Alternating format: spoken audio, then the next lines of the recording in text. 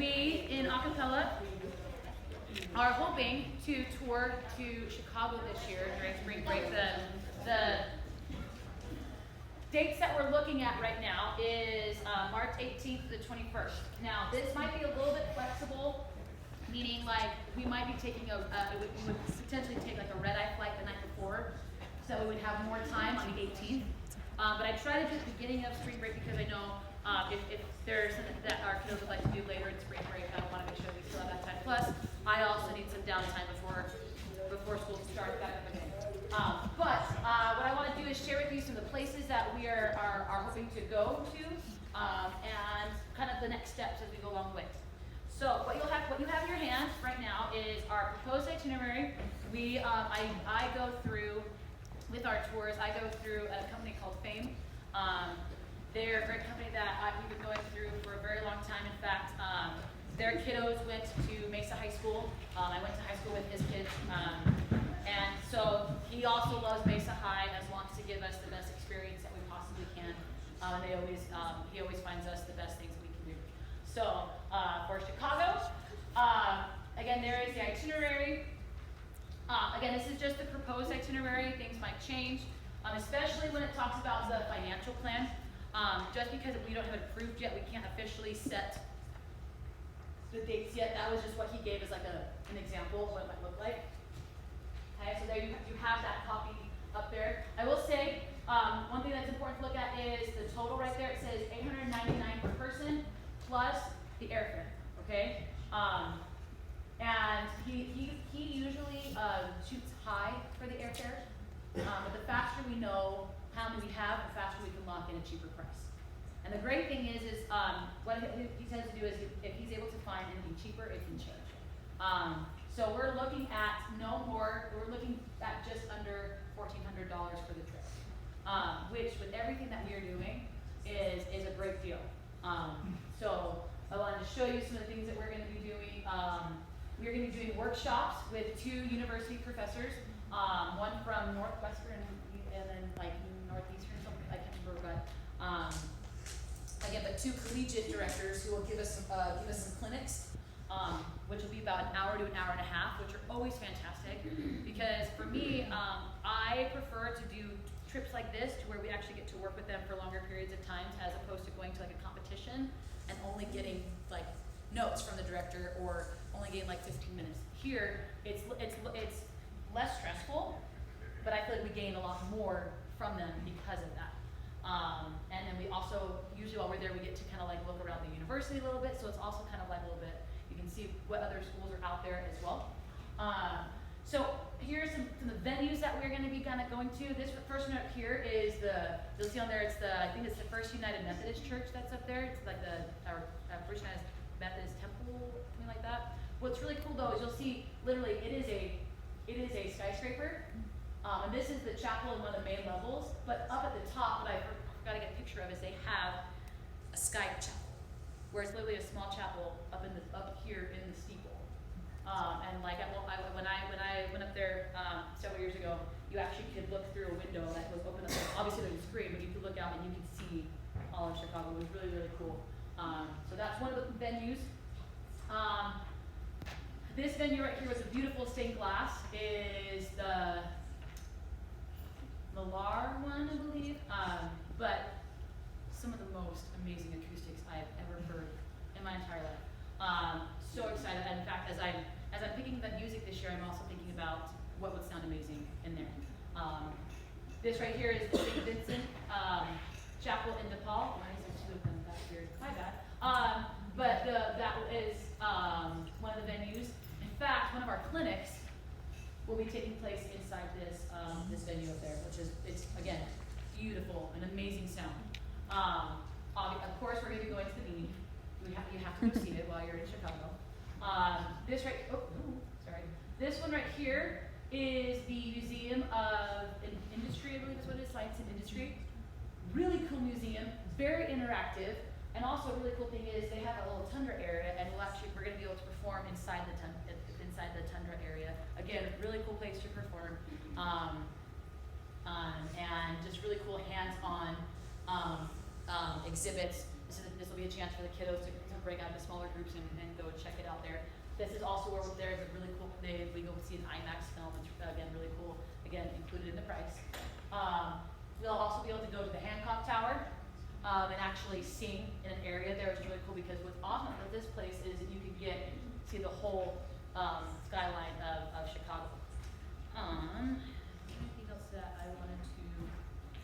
We will also be going to see a show. Yes, he put in an example of the show, but that most likely will be changing just because a lot of places don't have their season out yet or their tickets available out yet to purchase. So he just kind of gave us an example of what show might be available when we go. You'll notice up here it tells you all the things that are included. All of the dinners and breakfasts are included in the price. The only thing that the kiddos would be responsible for is lunches. Okay.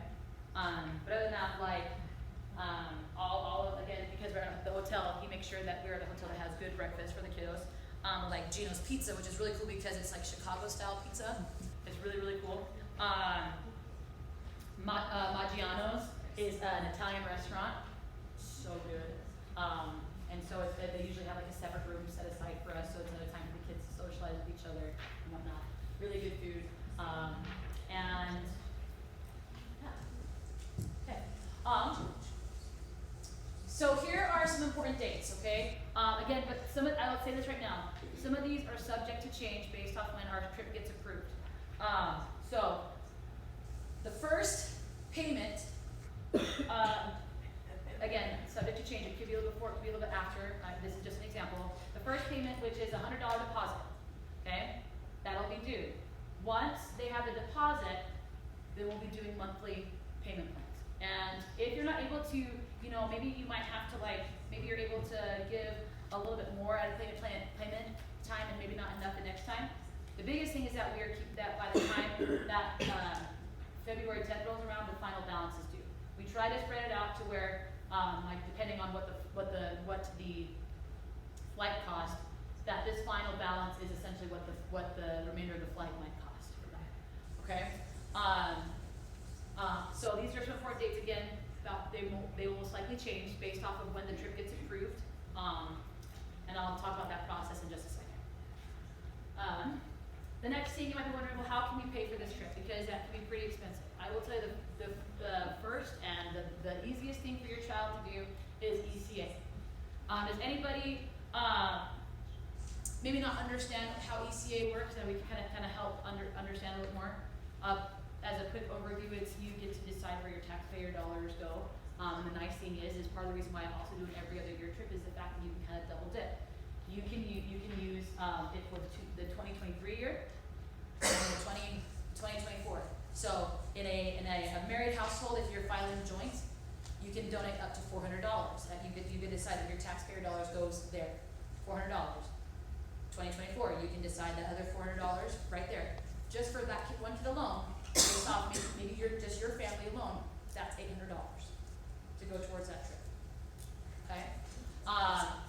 Again, I'll be sending out a video tutorial. I have one from Tennessee that from our last trip we went to Tennessee that I'm going to send out that you can follow along of how to submit it online and go from there. Yes. So you have family members that want to contribute using the ECA board ticket thing. Yes. That sounds complicated. But so that's why I'm also the tutorial, and I'll also give a flyer that says a step by step so that they'll know hey. Kelsey's wanting to go on this really cool trip. Can you help her out? Follow these steps. So they'll help them. It'll be a breakdown of all that kind of stuff. Okay. But great question. Yes. I know a lot of times aunts and uncles might want to help. The biggest thing is when they're doing it, they need to make sure when they submit it that they put Kelsey's name so I know which direction it goes. Because I will have record of who submits what. But if they don't put it, then I'll be like, ooh, an ECA donation. Where's it gonna go? That'll be coming, again, that tutorial will be coming out once we have the trip approved, okay? And then the last thing is fundraising, and then, paying out of pocket, just paying cash is totally fine into our club account, but I'm gonna talk about this fundraiser real fast. I am in the process right now of going through with our admin and being able to have a alumni concert. We did this a few years ago when we went to New York City, and we were able to raise a few $1,000s for the kiddos decrease their tour cost. And I mean, Jen, it was such a fun night. We had like the Johnson brothers. Did you guys do a quartet? It was so cool. We invited a bunch of different alumni to come in to put on a little mini concert. In fact, we created an alumni choir to where we practiced twice and then we performed, which was really, really cool because I got to direct my parents, which I never get to do, so that was a really cool opportunity that I got to like direct the choir that my parents were in, which, yeah, it was really awesome. Plus, we invited a former director to come and direct Carry On. Mr. Harry Garrett came and conducted Carry On, which is a really, really cool thing. We'll see if he's available again this year for that. I mean, if I ask, he'll be like, I think I can do that. So we're hoping that we'll be able to do that again to help with the kiddos for the cost of that. We're looking at potentially January just because of the availability of the auditorium and also the schedule that a lot of us have. We're looking into doing that. Oh yes, and we also, part of that is that like we do a fundraiser with an auction, which was really, really cool. Like we auctioned off different things and it was a great night. So you'll be getting, if we are able to do it again, I just have to double check, you'll be getting information about how that will work. And I'll be even putting up a little committee together because we're hoping to even get even more alumni to come in. In fact, I think our choir was, I think we had like 100 people. So it was such a good time. Such a good time. So we'll hopefully be doing that again. Another fundraiser that can go towards that is the Diamondbacks fundraiser. We'll be able to help that. So if like your child, is able to, sell a certain amount of tickets, that amount can come off their price for the tour. Okay. Are there any questions about, the different accounts that can be used for paying for your trip? The first one is ECA, which the number wise is 8144, and then the club account is a 7144. Okay? And as we get closer, and once it gets approved, again, I will be sending out stuff that says, okay, you can start putting money into that account. All right, next thing. So you might be thinking, okay, what's the next step? Okay, so on this flyer you have on the back page, the first step we have to do is show that this is something that we want to do. And so what we have to do is this is the parent survey. And I'm going to ask that if this is something that you would like your child to participate in, to have this turned into me by Friday. Because what I get to do next after that is I get to go to our parent SIAC board and I get to propose this trip to them. Because it is an out-of-state overnight trip, it has to get approved by SIAC. And normally, they approve it. I have yet to have SIAC not approve. The tricky part is the district approving. So once SIAC approves it, because they see, hey, you're giving these kids great experiences, it'll get approved.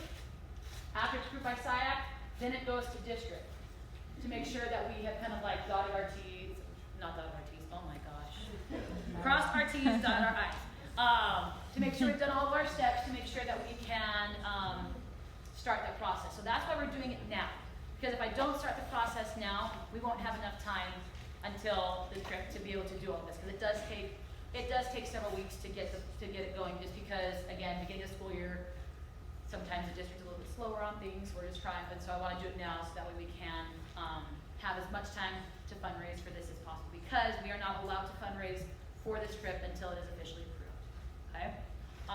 Any questions about this process at all, or what that looks like? In fact, if you wanted to fill out the form tonight and turn it in to me, happy to do so. Okay? I will take it off your hands tonight. Okay? But I also understand if this is something that you need to talk about as a family, just to make sure that you want to move forward. Just so you know, you signing this is not a binding contract. This is just saying that you are interested in going on this trip. Okay. One thing I would like to mention is I always know when traveling with students, there's always a safety concern. And I will tell you right now, that is my biggest concern as well, is their safety. I want to make sure that no matter what, they are safe. In fact, one of the trips we went back in 2020, in March of 2020, we don't know what happened then, we were in New York City. We actually flew out of New York City the day everything shut down. It was nerve-wracking. It was very nerve-wracking. It was very nerve-wracking. Yes, it was very nerve-wracking, and but I was very proud of those kiddos and how they handled themselves together as a group. We made sure that everybody got on the subway when they needed to. We had amazing parent chaperones that made sure. In fact, Because things were starting out with COVID, one of our chaperone community shirts literally went down and it's like hand sanitize every kid's hand. Even if they didn't want, she's like, no, you go try hand sanitize. So I was already now safety is a huge, very important. And that is also very important for our tour people. They know that. And so they would never put us in a situation that wouldn't be safe. Which is all, so if that is a concern, please note that is also one of my concerns. In fact, I don't sleep well on these tours because I worry so much about your kids because I love them dearly and want to make sure that they're having the best time they possibly can. So please know that we are very much aware of what that is, and if there was ever something that I didn't feel comfortable doing myself, we wouldn't be doing. I'm very, very excited for these kids to see other things, especially on the other coast. I've done this tour before about 8 years ago, and it was such a great time. The kids loved it, and so I'm looking forward to doing it again with these kiddos. On that note, are there any questions about the process, how to pay, or anything like that I can answer before you guys peace out and go home? And yeah. Turning in this back paper, it's not like a guarantee for sure though? Correct. This is that first step though. This is, we want to do this trip, and then we go to the next step to see if that's proposal, okay? And also, yes, I know it says like to tear it off. You don't have to tear it. You literally can just go like this and give me the paper. If that's easier, you don't have to tear it. That's totally fine, okay? But I would suggest keeping this for now, so that way you kind of remember what's happening then, okay? I think I got through that as fast as I could. Yay! It was only 8:18. Any other questions at all? Or if you have individual ones, feel free. I will gladly answer them after we're done. Yes? How many chaperones do you typically take? I don't know yet because it depends on how many kids that we take. Because there is a certain allotment that we have for the district that we take. As soon as we know that, then but I always am looking for chaperones. I will say. It's my birthday, so I think